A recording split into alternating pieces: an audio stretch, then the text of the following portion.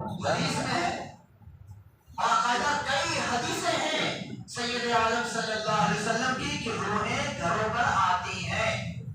یہ ہم نے بنایا نہیں ہے، اور جس کا دل چاہے ہمارے پاس نہیں، کسی دکان پہ چلا جائے، شرح صدور کو خرید لے، ہندی میں خرید لے، عربی میں خرید لے، اردو میں خرید لے، جہاں چلا جائے.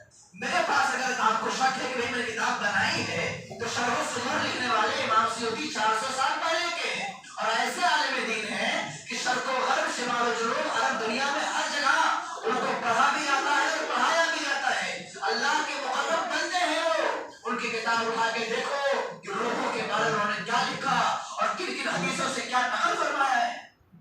میرے عزیز، یہ کہنا کہ روحیں گھروں پر نہیں آتی، یا یہ کہنا کہ سب فرضی باتیں ہیں، آنکھوں میں دھول جھونکنا ہے، مسلمانوں کے ایمان و عقیدے کو کمزور کرنا ہے، رسول اللہ کی حدیث کا مذاق بنانا ہے، 1400 سال سے بزرگوں کے اعتقادات کو کے خلاف لوگوں کو ابھارنا ہے.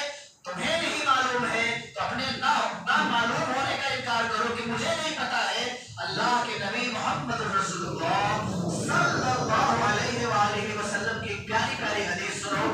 جنگ موتا 9 ہجری میں ہوئی. حضرت جعفر طیار رضی اللہ تعالیٰ عنہ اس میں شہید ہو گئے. حضرت جعفر حضرت علی کے بڑے بھائی ہیں، حضرت علی کے بڑے بھائی ہیں. شہید بھی اس طرح ہوئے کہ ان کے دونوں ہاتھوں کو کاٹ دیا گیا، اور اس کے بعد ان کو جنگ موتا میں شہید کیا گیا. اس جنگ میں میرے آقا شریک نہیں ہوئے تھے، آپ مدینہ شریف میں تھے. ادھر وہاں جنگ ہو رہی ہے، جنگ موتا، رسول اللہ مدینہ میں ہیں. ایک ایک بات کو بیان فرما رہے ہیں کہ اب فلاں شہید ہو گیا، جھنڈا فلاں کے ہاتھ میں ہے، اب فلاں شہید ہو گیا، جھنڈا فلاں کے ہاتھ میں ہے. اس طرح سے آگے میرے آقا نے فرمایا کہ اب حضرت جعفر طیار کو شہید کر دیا گیا ہے، اور اب جھنڈا سیف اللہ حضرت خالد ابن ولید کے ہاتھ میں ہے. رسول اللہ بہت دور ہے، مگر خالد ابن ولید کو بھی دیکھ رہے ہیں، لشکر کو بھی دیکھ رہے ہیں. اور اس کے بعد میرے آقا نے فرمایا کہ میں نے دیکھا کہ جعفر طیار کو اللہ نے اڑنے والا پر عطا فرما دیا ہے، اور وہ جنت میں فرشتوں کے ساتھ اڑتے رہتے ہیں. رسول اللہ صلی اللہ علیہ وسلم نے حضرت جعفر طیار کے بارے میں کہا جو حضرت علی کے بڑے بھائی ہیں. کون کہتا ہے کہ حدیث میں روحوں کا ذکر نہیں؟ ارے میں کہتا ہوں سب سے زیادہ روحوں کا ذکر ہے. آپ جانتے ہیں روح کیا چیز ہے؟ روح ہی تو ہے جو ایک بنیادی چیز ہے. یہ جو آپ کے مٹی کا بدن ہے، اس میں جو سب سے بنیادی چیز ہے وہ روح ہے. روح اگر سمجھ جائے تو انسان سمجھ جاتا ہے. خوبصورت بدن نہیں، روح ہوتی ہے. حضرت بلال حبشی رضی اللہ تعالیٰ عنہ کی روح کتنی خوبصورت رہی ہوگی کہ محمد رسول اللہ صلی اللہ علیہ وسلم کے چہیتے صحابی اور معصم بھی ہیں. یہ جو خوبصورتی ہے یہ مٹی میں ڈال دی جائے گی، مگر روح کی خوبصورتی سب سے زیادہ خوبصورت ہوتی ہے. بدن بھی بیمار ہوتا ہے، روح بھی بیمار ہوتی ہے. بدن کا بھی علاج ہوتا ہے، روح کا بھی علاج ہوتا ہے. روح کی بھی غذا ہے، بدن کی بھی غذا ہے، اور یہ ساری غذاؤں کا ذکر قرآن میں بھی ہے اور حدیث میں ہے. پھر کہوں گا آنکھ والا تیرے جوبن کا تماشا دیکھے، دیدہ کور کو کیا ہے نظر کیا دیکھے. لوگوں کو بٹھا کے یہ کہنا کہ روح کا کوئی مسئلہ ہی نہیں ہے، سارا مسئلہ روحوں کا ہی ہے. آپ بتائیں جب جسم کو زندہ کیا جائے گا قیامت آئے گی، اور اس کے بعد لوگوں کو حشر میں جمع کیا جائے گا، تو صرف بدن جائے گا کہ روح بھی جائے گی؟ روح جائے گی. حساب و کتاب ہوگا تو حساب و کتاب بدن سے ہوگا کہ روح سے بھی ہوگا؟ ظاہر ہے جنت میں روح آئی جائے گی کہ صرف بدن ڈالا جائے گا، دوزخ میں صرف بدن جائے گا کہ صرف روح بھی جائے گی؟ جی دونوں کو ساتھ میں ڈالا جائے گا. روح بنیادی چیز ہے، روح اصل چیز ہے. اور روح جانتے ہیں کیا ہے؟ اللہ اکبر، بڑی لطیف بات ہے، شاید توجہ کی پہنچ جائے وہاں تک.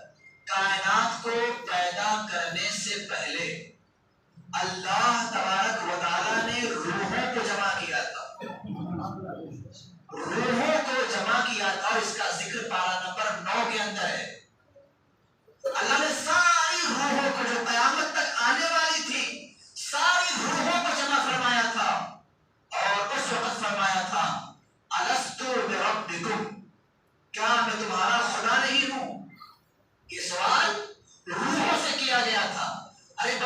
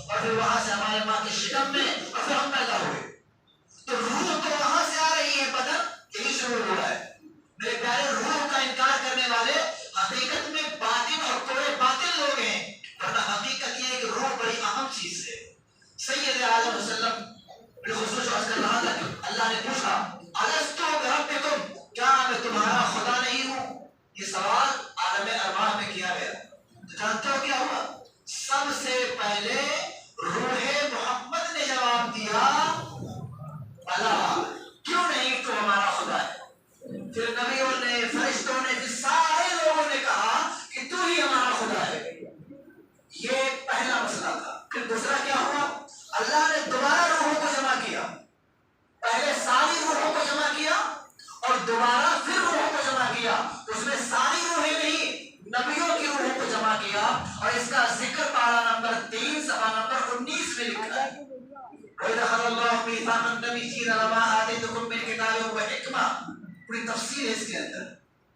تو روحوں کو ایک بار جمع کیا گیا، ساری روحوں کو، اور وہاں پوچھا گیا کیا میں تمہارا خدا نہیں ہوں؟ سب سے پہلے جواب دینے والے محمد رسول اللہ، انبیاء، ملائکہ، کچھ تمام لوگ ہیں. اور اس کے بعد دوبارہ روحوں کو جمع کیا گیا، سارے انبیاء کی روحیں جمع کی گئی. اور اس میں حضور رحمت للعالمین صلی اللہ علیہ وسلم کی شان و عظمت بیان کی گئی. اور سارے نبیوں سے حضور کے بارے میں وعدہ لیا گیا، کیا گیا. یہ 2 مرتبہ روحوں کا جمع کرنا قرآن پاک سے ثابت ہوتا ہے، اس کے علاوہ پوچھ سکتا ہے. اب آپ دیکھیے، روحوں کو جمع کر کے پوچھا گیا، قالوا بلا الست بربکم، سب نے کہا بلا. آپ نے بھی سوچا کہ یہ جو ہم نے کہا تھا بلا، کب کہا تھا؟ آپ کو یاد ہے؟ سب نے کہا ہے بلا. آپ کو بھی جمع کیا گیا تھا، میں بھی وہاں تھا، بس سب کو کہا گیا. آپ بھول گئے، ہم بھول گئے. مولا علی فرماتے ہیں وہ آواز مجھے آج تک یاد ہے. کئی بزرگوں سے یہ روایت ہے کہ ان سے پوچھا گیا کہ تم بتاؤ، عالم ارواح میں جب روحوں کو جمع کیا گیا تھا اور کہا گیا تھا الست بربکم، کیا تمہیں معلوم ہے؟ تو انہوں نے کہا ہاں ہاں، میرے کانوں میں وہ آواز آج بھی گونج رہی ہے.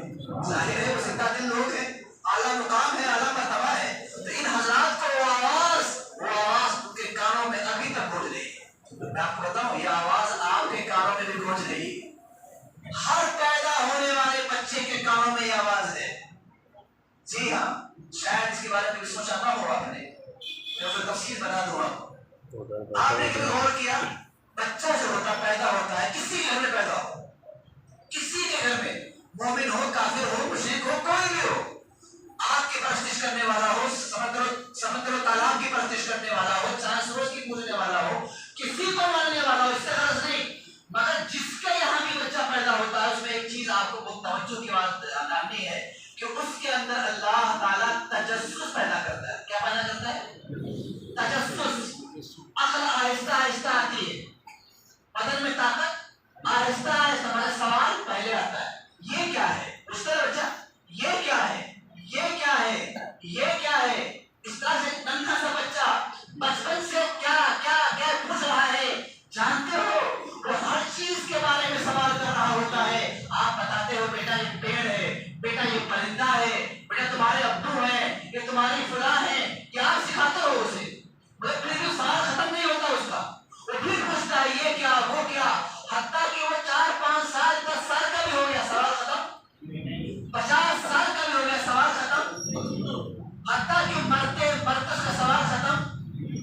آخر یہ بتاؤ، اگر اسے یہی پوچھنا تھا تو آپ نے بتا دیا کہ پیڑ ہے، یہ پرندہ ہے، یہ درخت ہے، یہ فلاں ہے، یہ فلاں ہے. سوال ختم کیوں نہیں؟ جانتے ہیں وہ اپنے خالق و مالک کی تلاش میں ہوتا ہے. ہر پیدا ہونے والا بچہ اس جستجو میں ہے کہ اسے بھیجنے والا کون ہے، کیا ہے. وہ اپنے رب کے بارے میں جاننا چاہتا ہے، اپنے مالک و ملک کے بارے میں جاننا چاہتا ہے، خالق کائنات کے بارے میں جاننا چاہتا ہے.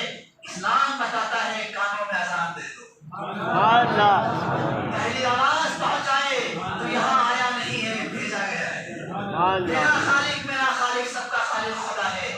بتا دو آیا ہے تو محمد رسول اللہ کے سبزے میں آیا ہے. اذان دے دو، شیطان تو بھاگے گا، ایک الگ ہی چیز ہے. مگر اس اذان کی برکت سے اپنے مالک الملک رب العالمین خالق کائنات اپنے بھیجنے والے خدا کو جان لے. اسلام کی تعلیم. پھر ایک بات میں آپ کو بتا دیتا ہوں، یہی چونکہ بچوں کی بات آ گئی تو آپ فرض کر دو.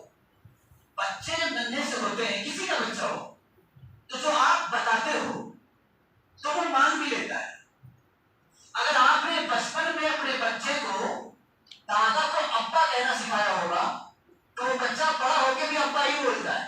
ایسا ہوا ہے؟ اگر پھپھو کو پھپھو کے بجائے امی سکھایا ہوگا تو وہ امی ہی بولتا ہے. حتیٰ کہ وہ بڑا بھی ہو جائے، پڑھا لکھا بھی، تو بھی وہ امی بولے گا. دادی کو اگر دادی کے بجائے ماں ماں کرے تو ماں ہی بولتا ہے. ہوا نا ایسا؟ اور بہت سے بچے اپنے ماں کو بھابھی بھی بولتے ہیں، باجی. ہوتا ہے نا ایسا؟ یہاں پر سوچنے والی بات ہے. جو لوگ نفسیات جانتے ہیں، سائیکالوجی جانتے ہیں، وہ توجہ کریں، یہ بہت بنیادی بات ہے۔ اور اسی بنیادی بات کو عیسائیوں نے سمجھ لیا، اب تک مسلمانوں نے نہیں سمجھا۔ افسوس، ہمارا دین سکھاتا ہے اور ہمیں نہیں جانتے۔ یہ بہت اہم بات ہے۔ آپ ننھے سے بچے کو جو بتا دیتے ہیں وہ مان لیتا ہے، اور دوبارہ سوال یہ کرتا کہ ابا ہے تو کیوں ہے، اماں ہے تو کیوں ہے؟ نہیں، یہ اماں ہے تو اماں ہی بولے گا، یہ ابا ہے تو ابا بولے گا۔ جو آپ نے بتا دیا وہ بولا۔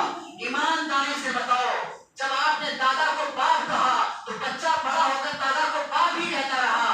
ماں کو آپ نے بھابھی کہنا سکھایا تو بڑا ہو کر کے وہ بھابھی کہتا رہا۔